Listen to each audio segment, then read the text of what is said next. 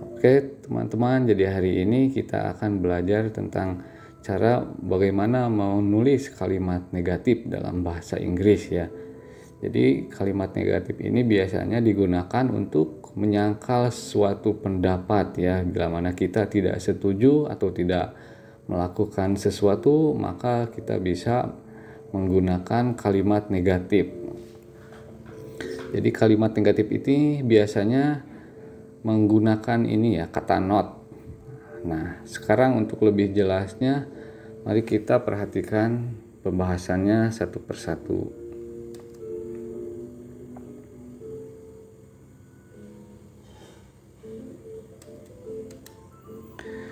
Oke, jadi kalimat negatif itu bisa dibentuk dengan to be ya, dengan to be atau setelah to be. Yang pertama itu, yang kedua bisa digunakan dengan auxiliary verb, dan yang ketiga bisa digunakan dengan modal auxiliary ya. Jadi 3 bentuk ini nanti yang akan membuat kalimat negatif ya. Langsung dibubuhkan kata not ya.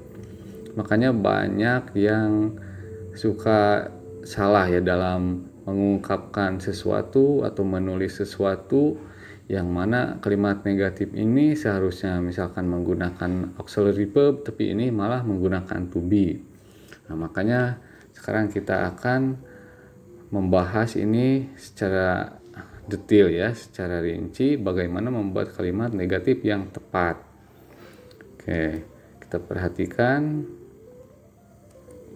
Nah, sekarang kita akan bahas kalimat negatif dari bentuk to be. Nah, yang pertama ada contoh, I am not a teacher.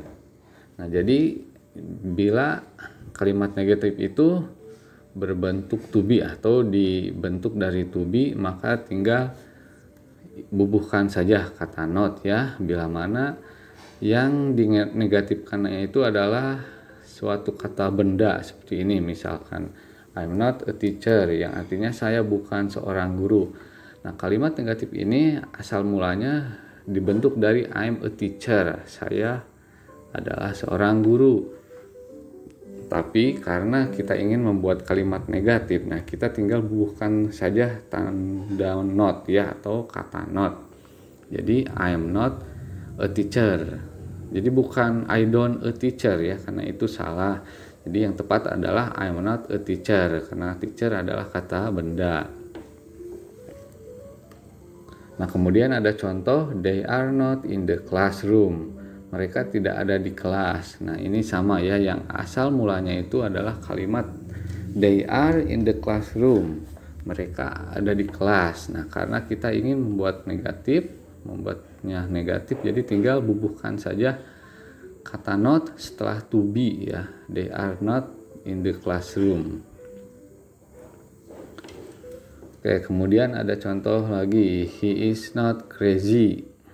Dia tidak gila. Nah, ini untuk menyangkal bahwa kalimat negatif ini untuk diikuti oleh adjektif ya, kata sifat. Nah, kemudian ada contoh lagi, I was not at home last night. Saya tidak ada di rumah tadi malam.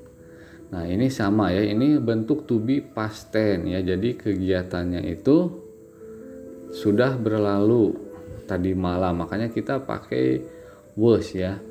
Seperti yang kita bahas ya, yang sudah kita bahas di video sebelumnya, cara penggunaan to be ya. Kita bisa lihat cara penggunaan to be secara detail, bahwa to be itu digunakan bila ingin diikuti atau bila diikuti oleh kata benda, kata sifat, dan kata keterangan tempat ya. Seperti ini contohnya, ini kata benda, jadi harus menggunakan to be. Misalkan I am a teacher. Nah, bentuk negatifnya I am not a teacher.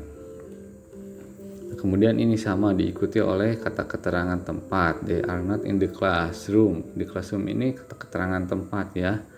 Dan yang ini adalah adjektif. Jadi kita menggunakan to be ya, bila mana dalam kalimat itu hanya ada adjektif, tidak mengandung unsur kata kerja. Nah, ini adalah bentuk to be past tense ya. jika sesuatu itu terjadi di masa lampau. Nah, ini karena sama ya, tidak ada unsur kata kerja. Dan untuk lebih detailnya pembahasan to be bisa ditonton ya di video tentang to be. Oke, sekarang kita lanjut. Nah, bentuk negatif ini selanjutnya bisa dibentuk oleh auxiliary verb seperti do, does, dan did ya. Contohnya seperti ini. I do not or I don't understand your words, yang artinya saya tidak mengerti kata-katamu. Nah, dalam kalimat ini asal mulanya adalah I understand your words. Karena kita ingin membentuk kalimat negatif, kita tinggal bubuhkan tanda not dan do ya, do not atau don't. Nah, karena ini kalimat ini mengandung unsur kata kerja yaitu understand ya. Understand ini adalah kata kerja. Jadi kita harus menggunakan auxiliary verb seperti do, does, dan did. Jadi tidak bisa I'm not understand ya. Jadi harus I don't understand, karena understand adalah kata kerja, bukan kata sifat, kata benda ataupun kata keterangan tempat. Nah, jadi khusus kalimat yang mengandung unsur kata kerja kita gunakan auxiliary verb ya dalam bentuk negatifnya. Di I don't understand your words. Oke, next. Nah, di sini ada contoh lagi he does not atau he doesn't disingkatnya ya. Doesn't ini singkatan dari does not. He does not atau he doesn't like noodle. Dia tidak suka mie. Oke, nah karena ini kalimatnya mengandung unsur kata kerja ya, seperti like itu kata kerja. Jadi kita harus menggunakan auxiliary verb yaitu does not atau doesn't ya. Nah, karena subjeknya he, jadi kita menggunakan does bukan do. He does not like noodle atau he doesn't like noodle. Oke, next. Nah, di sini ada contoh Adam did not atau didn't attend the lecture yesterday, yang artinya kemarin Adam tidak masuk kuliah. Nah, Adam ini sebagai subjek ya, dan attend ini, nah di sini attend adalah kata kerja ya, kata kerja. Jadi kita harus pakai auxiliary verb yaitu did. Kenapa kita pakai did bukan does atau do? Karena kegiatannya sudah berlalu yaitu yesterday ya, masa lampau. Jadi kita pakai did. Adam did not atau Adam didn't attend the lecture yesterday. Nah, untuk lebih jelasnya tentang do ya, penggunaan do, does, dan did bisa dilihat di video tentang ini, do, does, dan did auxiliary verb. Oke, next. Nah, sekarang bentuk negatifnya bisa juga dibentuk dari auxiliary verb seperti have, has, dan had ya. Oke, kita lihat contohnya. Nah, di sini ada contoh I have not atau I haven't eaten. Nah, auxiliary verb di sini berarti have ini harus diikuti oleh verb 3 ya, seperti yang sudah dibahas di video tentang have, has, dan had. Kalau have ini diikuti oleh verb 3 berarti maknanya sudah. Nah, berarti kalau dibentuk negatif dengan not berarti maknanya apa? Jadi kebalikan dari sudah ya, yaitu belum. Nah, jadi artinya belum. Seperti ini, saya belum makan. Nah, seperti ini ya, have diikuti verb 3 itu jadi maknanya sudah. Tapi kalau dalam bentuk tambahkan bentuk negatif jadi belum ya maknanya. Oke, next. Nah, di sini ada contoh he hasn't finished his assignment, yang artinya dia belum menyelesaikan tugasnya. Nah, di sini sama ya, has ini hasn't ya, bentuk negatif, singkatan dari has not. Nah, ini finish ini adalah verb 3 karena diakhiri oleh ed. Jadi maknanya sama ya, dia belum menyelesaikan tugasnya. Oke, kemudian ada contoh berikutnya I was sure I hadn't met her before, yang artinya saya yakin belum bertemu dia sebelumnya. Nah, ini had. Nah, had ini digunakan dalam bentuk masa lampau, berarti kegiatannya itu sudah berlalu ya. Jadi saya belum bertemu dia sebelumnya. Jadi waktu yang lalu saya belum ketemu sama dia. Nah, untuk lebih jelasnya tentang pembahasan have, has, dan had ini bisa dilihat di video tentang ini ya, auxiliary verb, ada di video terpisah atau tersendiri. Oke, next. Nah, bentuk negatif selanjutnya bisa dibentuk dengan modal auxiliary ya. Seperti yang sudah kita bahas sebelumnya, modal auxiliary itu terdiri dari can ya, may, will, dan must, seperti itu. Sekarang kita lihat contohnya. Nah, di sini ada contoh I will not, or I won't, atau I won't let you go. Nah, will not bila disingkat jadi won't ya. Ini singkatan dari will not, won't dibacanya. Jadi I will not let you go, yang artinya ya, aku tidak akan membiarkanmu pergi. Nah, jadi kita tinggal bubuhkan saja kata not ya setelah modal auxiliary jika kita ingin membentuk kalimat negatif. Tinggal ini saja, bubuhkan kata not. Oke, next. Nah, di sini ada contoh the old man cannot work quickly, atau the old man can't work quickly. Nah, ini sama ya, can't ini singkatan dari cannot. Nah, di mana setelah modal ini harus diikuti verb 1 ya. Jadi kita tinggal bubuhkan saja kata not setelah modal, yang artinya orang tua itu tidak bisa bekerja dengan cepat. Nah, berarti ini asal mula kalimatnya adalah bisa ya. Orang tua itu bisa bekerja dengan cepat, tapi karena bentuk negatif ditambahkan not jadi tidak bisa. Oke, next. Nah, di sini ada contoh berikutnya yaitu we may not hate anyone, yang artinya kita tidak boleh membenci siapapun. Nah, jadi ini sama ya. Tinggal ditambahkan not setelah modal auxiliary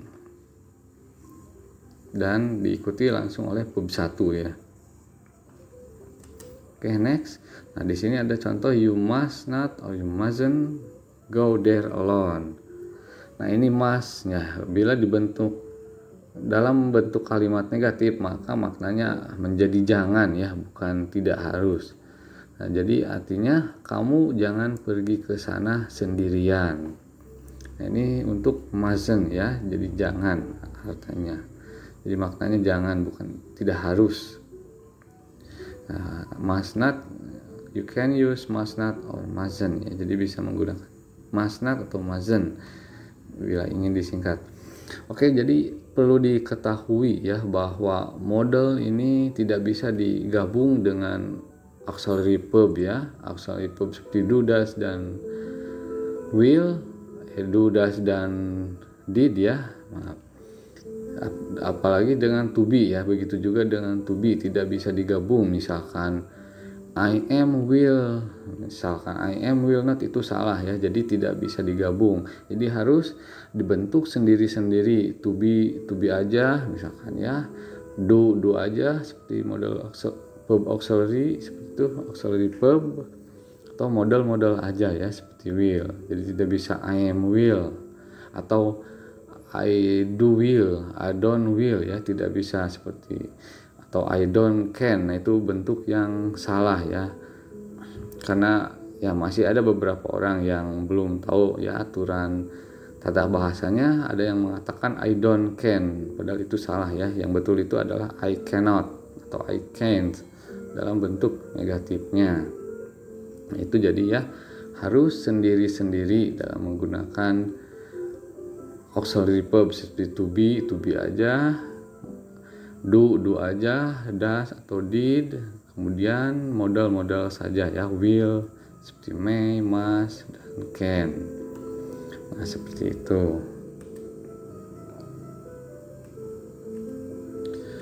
Oke, baiklah, itu tadi untuk pembahasan bagaimana cara menulis kalimat negatif dalam bahasa Inggris ya. Oke, jadi harus terpisah ya, tersendiri, tidak boleh digabung antara to be dan auxiliary verb seperti do, does, dan juga tidak boleh digabung dengan modal auxiliary. Jadi kita tinggal menambahkan kata not saja ya di setelah kata to be, setelah kata auxiliary verb seperti do, does, dan did, atau setelah modal ya tinggal tambahkan not saja. Baiklah, mudah-mudahan pelajaran ini dapat dimengerti dengan mudah. Bila ada yang belum mengerti, silahkan bisa ditonton lagi videonya atau bisa ditanyakan melalui kolom komentar ya. Nanti saya akan jawab langsung. Oke, baiklah, cukup sekian. Thank you for watching. Wassalamualaikum warahmatullahi wabarakatuh.